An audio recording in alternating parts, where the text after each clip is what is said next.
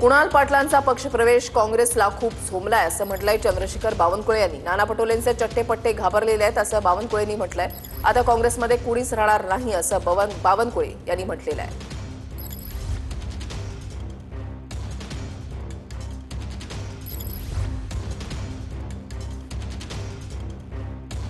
नाना पटोले त्यांचे सारे चिट्टे बिट्टे हे घाबरले आणि आज कुणाल पाटलाचा पक्षप्रवेश एवढा झोमलाय कुणाल की सभागृहातच त्या ठिकाणी मोदीजींना आणि बाहेर त्या ठिकाणी नौटंकी करण्याचा प्रयत्न केला।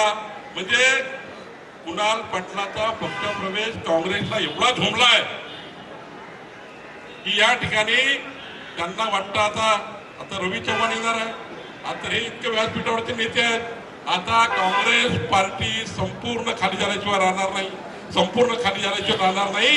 ही परिस्थिती कुणाल पाटील जी या महाराष्ट्राची होणार आहे।